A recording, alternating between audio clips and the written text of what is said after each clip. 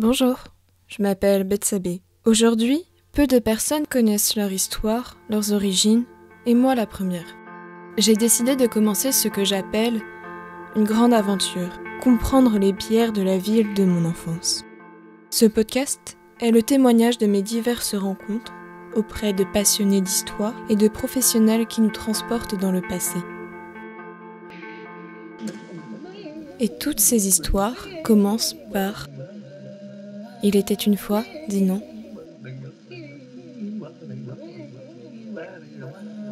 La Bretagne a participé à de nombreuses guerres, dont une que tout le monde connaît, la guerre de 100 ans.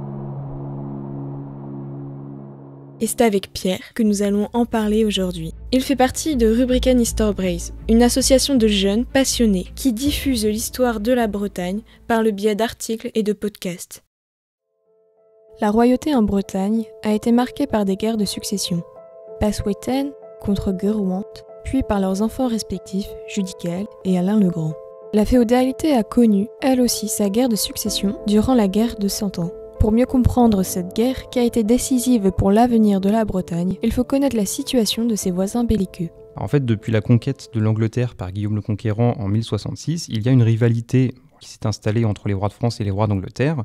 Cette rivalité, elle est ponctuée par des conflits armés réguliers entre les deux souverains. Et la guerre de 100 ans, c'est sans doute le plus intense et le plus déterminant de ces conflits donc pour les protagonistes. La guerre de 100 ans, donc la cause qui va déclencher cette guerre, c'est en 1328, le dernier roi de France, Charles IV, donc dernier de la dynastie capétienne, meurt sans héritier. C'est une situation vraiment inédite, ça fait 300 ans pratiquement que ce n'est pas arrivé en France. Il y avait toujours un héritier mâle pour hériter de la couronne de France. Donc les grands du royaume de France vont se rassembler et ils élisent comme nouveau roi de France Philippe VI de Valois. Donc, Philippe VI de Valois, c'est un cousin des Capétiens. Le roi d'Angleterre, qui est Édouard III à ce moment-là, il a aussi des droits à faire valoir sur la couronne de France, mais dans un premier temps, il préfère reconnaître Philippe VI comme roi de France. Il n'y a pas de conflit. En fait, ça va être surtout des tensions économiques et politiques, donc dans deux régions en particulier, les Flandres et l'Aquitaine, qui vont amener donc les deux souverains à déclarer officiellement la guerre à partir de 1337.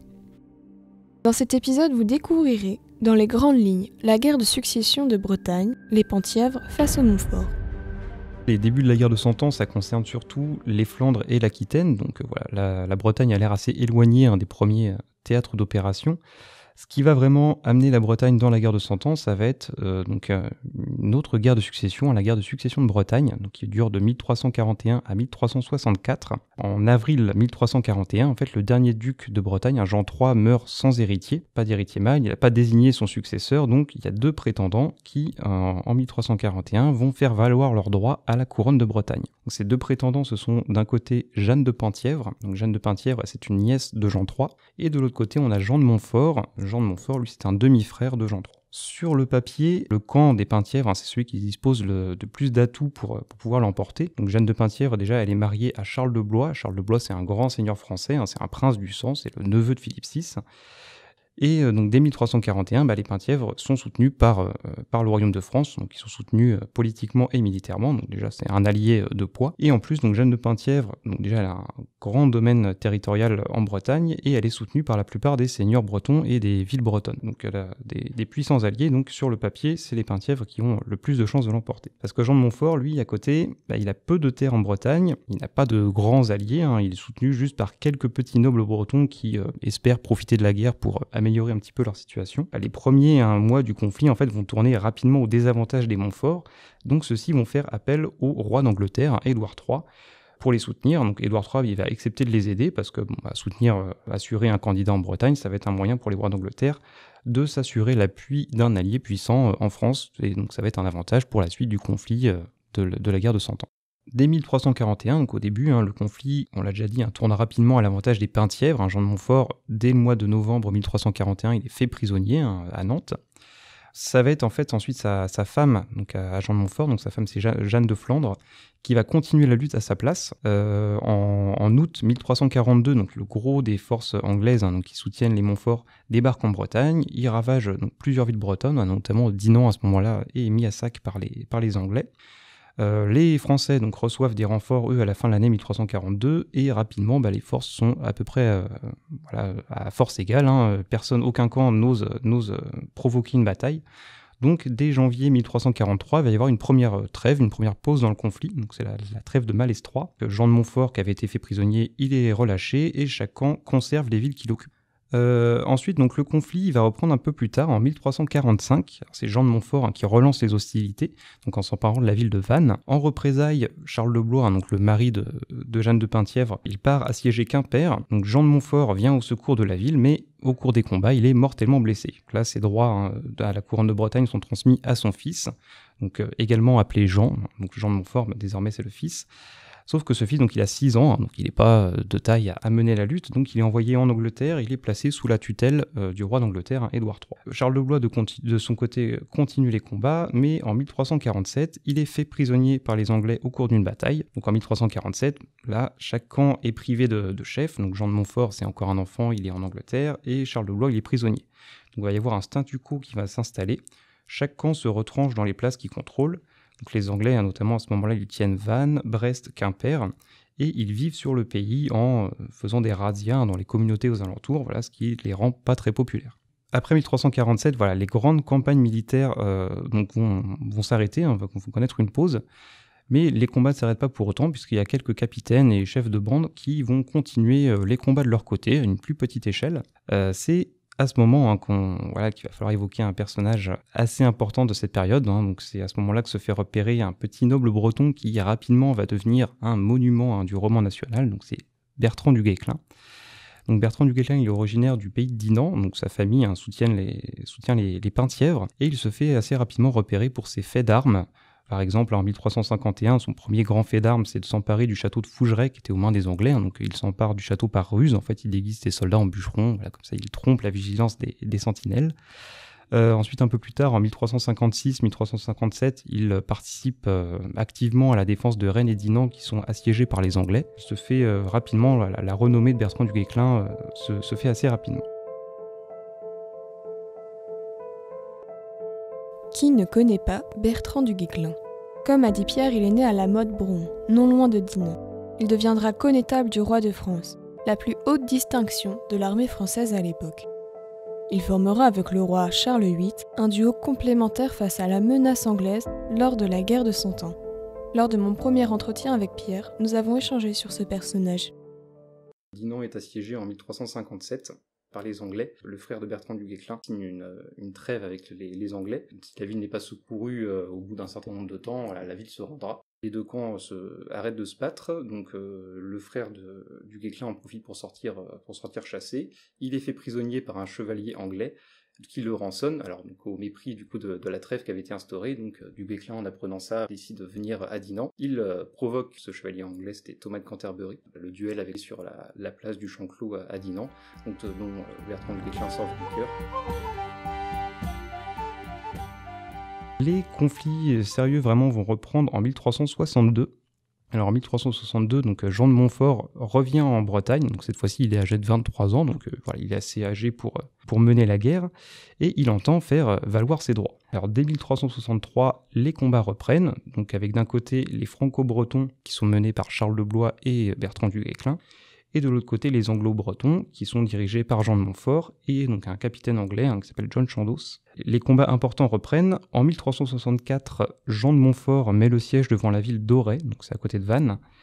En septembre 1364, l'armée franco-bretonne, donc conduite par Charles de Blois et Bertrand du Guesclin, arrive devant la ville pour la secourir. Pour la première fois en fait depuis 23 ans, les deux camps vont décider d'oser se lancer dans une bataille rangée, une bataille qui va être décisive pour décider une bonne fois pour toutes du sort de la guerre. Ce qui va jouer au cours de cette bataille, ça va être la discipline des Anglais et le génie tactique donc de John Chandos, le capitaine anglais, qui vont donner la victoire au camp de Jean de Montfort. Donc c'est vraiment une victoire totale pour Jean de Montfort, puisque Charles de Blois est tué pendant les combats, Bertrand du Guesclin est fait prisonnier. Donc la bataille d'Auray, c'est vraiment une victoire totale et décisive pour le camp des Anglo-Bretons, donc le camp des Montfort. Alors après la victoire de Jean de Montfort à la bataille d'Auray, en 1365, il y a un traité qui est signé, le premier traité de Guérande, pour clarifier un petit peu la situation. Donc à ce moment-là, Jeanne de Penthièvre renonce à ses prétentions à la couronne de Bretagne. Donc Jean de Montfort, qui est le vainqueur militaire, s'impose vraiment comme duc. Donc à partir de maintenant, voilà, on l'appellera Jean IV de Bretagne. Même s'il a remporté la victoire militaire, qu'il est reconnu officiellement comme duc, son pouvoir à Jean IV reste assez fragile. Parce que donc, en fait, Jean IV est toujours lié à un traité d'alliance avec l'Angleterre, avec Édouard III, et ses conseillers, son entourage sont principalement anglais. Ça déplaît à la noblesse bretonne, qui est majoritairement pro-française. Un autre inconvénient pour Jean IV, c'est que en France, il y a un nouveau roi, donc à partir de 1364, c'est Charles V. Et Charles V, c'est un habile politicien, et il va arriver à exploiter le mécontentement des nobles bretons.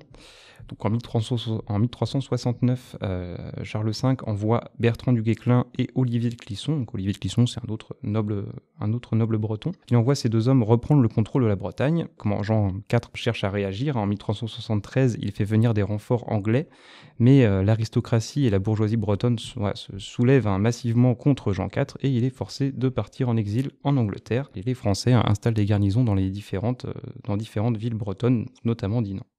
Donc en 1373, Jean IV avait été contraint à l'exil en Angleterre. Donc pendant ce temps-là, les Français occupent militairement la Bretagne. Charles V continue la reconquête de son royaume dans les autres régions.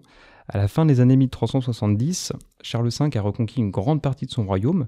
Les Anglais sont retranchés dans quelques places fortes, donc notamment Bordeaux, Calais ou Brest. Et de Brest, il continue à lancer des attaques contre les ports français, donc notamment Saint-Malo. Donc Charles V, à la fin des années 1370, il décide de vraiment régler une bonne fois pour toutes le problème breton. Donc en 1378, Charles V utilise une ancienne loi féodale pour confisquer le duché de Bretagne et le rattacher au royaume de France. La noblesse bretonne soutenait le roi de France, sauf que Charles V n'a pas tenu compte que la noblesse bretonne est très attachée à son indépendance. Dès l'annonce de la confiscation du duché de Bretagne, les nobles bretons vont rallier Jean IV, ils vont se détacher du roi de France. Les nobles bretons chassent les garnisons françaises qui étaient dans les villes, ils nomment un gouvernement provisoire et ils envoient même une délégation à Londres pour réclamer le retour de Jean IV. Donc le duc, Jean IV, revient en août 1379. Donc il débarque à Dinard, accompagné de quelques soldats anglais. Donc la noblesse ayant largement rallié Jean IV, les Français sont rapidement repoussés de Bretagne. Et à leur tour, les Anglais installent quelques garnisons dans les villes bretonnes.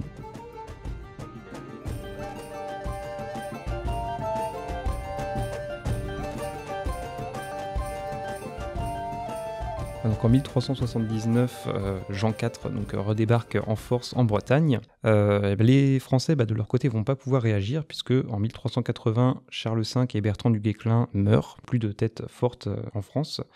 Donc Jean IV va avoir les mains libres pour reprendre en main son duché. Il va entreprendre notamment un ambitieux programme de construction, notamment dans les villes qui s'étaient révoltées contre lui. À Dinan, ça va être particulièrement important puisque c'est à ce moment-là que commence la construction de la tour ducale, qui est l'élément majeur du château de Dinan. Cette tour ducale à Dinan avait vraiment un rôle symbolique. Le but pour Jean IV, c'était vraiment de montrer sa reprise en main du duché après tous les événements qu'il y avait eu tout au cours du XIVe siècle. Le château de Dinan, la tour ducale, ça doit vraiment se comprendre par son rôle vraiment symbolique. Vraiment, c'est un duc bâtisseur, Jean IV. Il va beaucoup utiliser la construction pour imposer son pouvoir. En 1381, il va y avoir un second traité de Guérande. Jean IV reconnaît le nouveau roi de France, Charles VI, comme son suzerain et il lui rend hommage et en échange, Charles VI reconnaît Jean IV comme duc officiel de Bretagne, mais en échange les troupes anglaises doivent quitter la Bretagne et le duché dorénavant reste neutre dans le conflit franco-anglais. Donc après 1381 les Bretons ne vont plus intervenir officiellement dans la guerre de 100 ans et ça va être du coup une nouvelle période de prospérité pour la Bretagne. Ça vous a plu? Vous souhaitez en savoir davantage sur Dinan et la Bretagne? Alors, n'hésitez pas à écouter les autres épisodes et à en parler autour de vous. À bientôt!